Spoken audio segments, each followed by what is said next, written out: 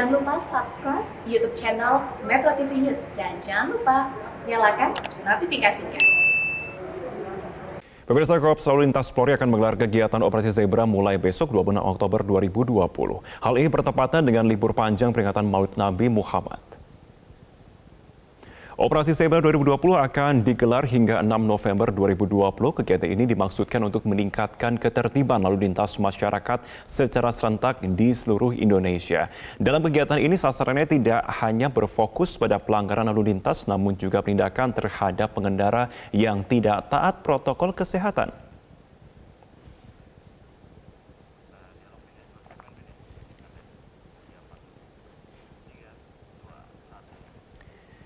Dan untuk mengetahui lebih lanjut terkait dengan rencana penerapan operasi Zebra termasuk antisipasi penumpukan kendaraan saat libur panjang akhir pekan, kita sudah terhubung dengan Kombes Pol Rudi Antariksa, Kabak Ops Korlantas Polri. Selamat siang Pak Rudi. Selamat siang Mas Ervin, sehat?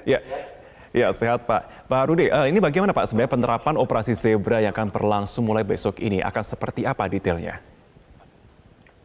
Baik, untuk operasi Zebra ini akan kita gelar mulai besok tanggal 26 sampai 6 November selama 14 hari.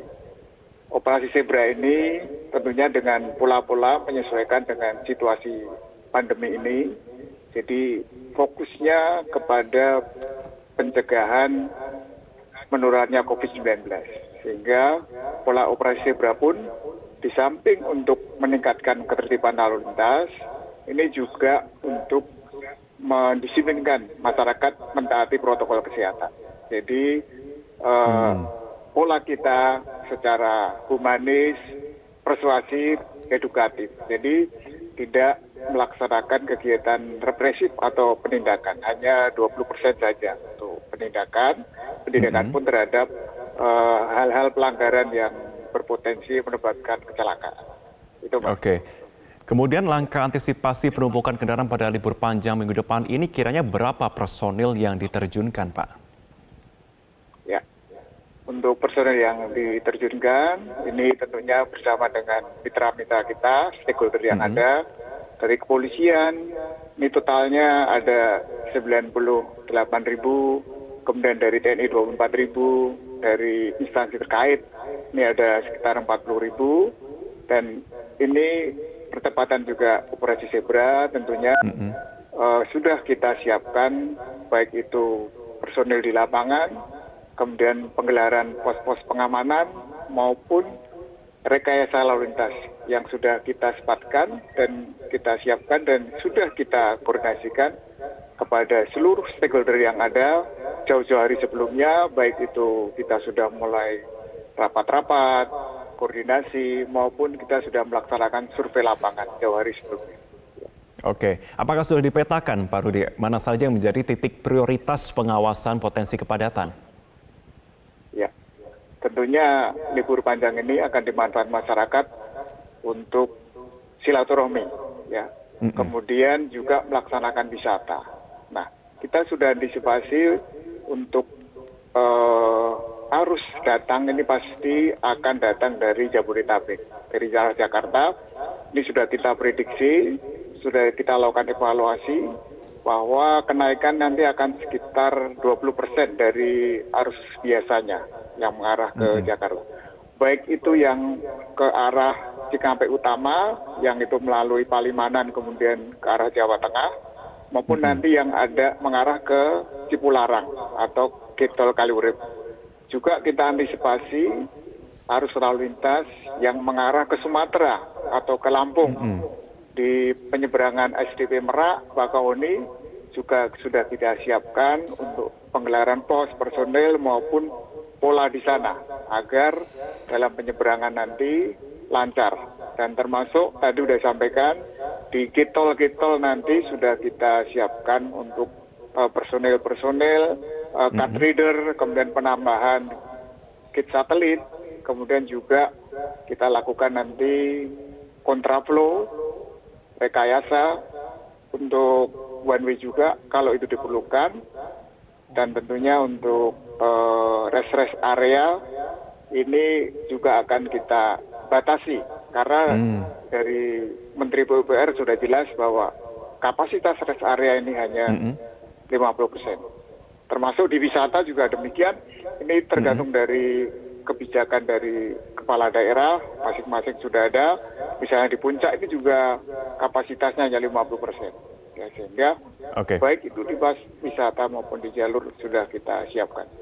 Ya. Baik Pak Rudi, saya juga tentunya ingin menanyakan secara detail bagaimana kemudian bentuk sosialisasi, bentuk monitor juga, dan apakah ada sanksi yang diterapkan jika ada pengemudi yang melanggar protokol kesehatan. Tapi ditahan dulu, kita akan bahas usai jeda. Pemirsa tetaplah bersama kami di Metro Siang.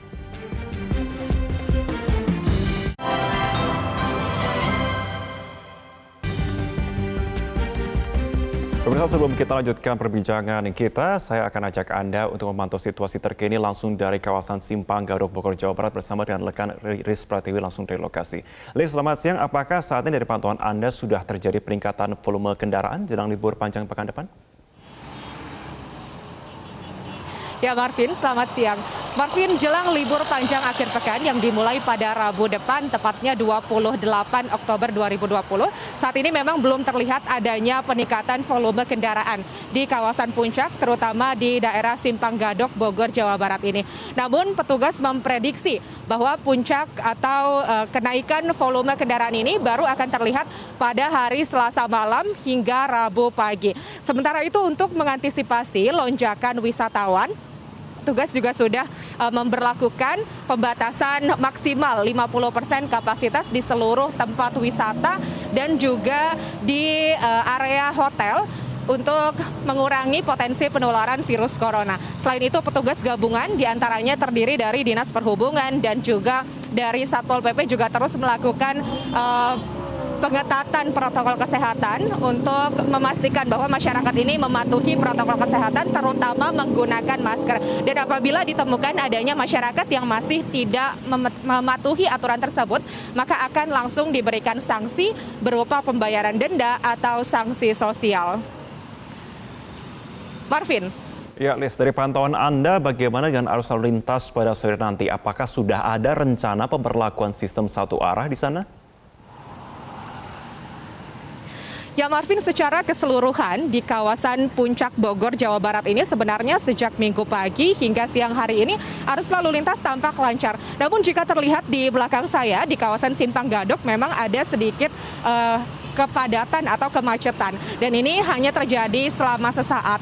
Selain di kawasan Simpang Gadok yang terjadi kemacetan bagi kendaraan yang akan menuju ke Cisarua, kepadatan juga terjadi dua arah di kawasan Pasar Cisarua dan juga di kawasan Megamendung. Untuk saat ini karena arus lalu lintas yang masih tampak normal sehingga petugas belum memberlakukan sistem satu arah. Namun rencananya sistem satu arah ini akan diberlakukan pada siang hari nanti, tepatnya pukul 12.30 hingga 17 waktu Indonesia Barat. Karena di hari Minggu, umumnya kendaraan yang melaju di kawasan puncak ini mayoritasnya berasal dari Cisarua menuju ke kawasan Jakarta atau kendaraan yang baru selesai melakukan perjalanan di kawasan puncak. Namun antisipasi ini tentunya masih tentatif karena melihat situasi di lapangan apakah nantinya akan terjadi kemacetan pada siang hingga sore hari. Namun bagi masyarakat yang akan menuju ke kawasan Cisarua Puncak Jawa Barat pada sore hari nanti diharapkan untuk memperhatikan jadwal tersebut karena akan ada penyekatan di sejumlah titik. Demikian Marvin, kembali ke Anda. Liz Pratiwi melaporkan langsung dari kawasan Bogor. Terima kasih. Pemirsa, kembali kita bergabung bersama dengan Kabak Ops Korlantas Polri Kombes Pol Rudi Antariksa untuk kembali membahas terkait dengan operasi zebra yang akan berlangsung mulai besok. Pak Rudi sudah bergabung kembali bersama kami? Ya. Iya, oke Pak Rudi, tadi dari pantau kalau di Bogor sudah mulai ada beberapa kerumunan dari pengendara yang sudah ada di sana. Kemudian pertanyaan saya seperti sebelum jeda tadi, bagaimana bentuk intensifnya dari pihak kepolisian untuk memantau agar masyarakat ini benar-benar menerapkan protokol kesehatan pada waktu perjalanan dan apakah ada sanksi yang akan dikenakan? Baik, jadi sudah kita laksanakan koordinasi juga, rapat koordinasi. Kemudian Bapak Menteri Perhubungan juga menyampaikan bahwa kita nanti akan sama-sama melaksanakan random check untuk angkutan umum bis. Jadi kita cek bagaimana mereka mentaati protokol kesehatan, baik itu pengemudi, krunya maupun penumpangnya. Kita lihat nanti bagaimana penggunaan masker, kemudian apakah kursi-kursinya betul-betul jaga jarak, kemudian juga protokol kesehatan yang ada di situ.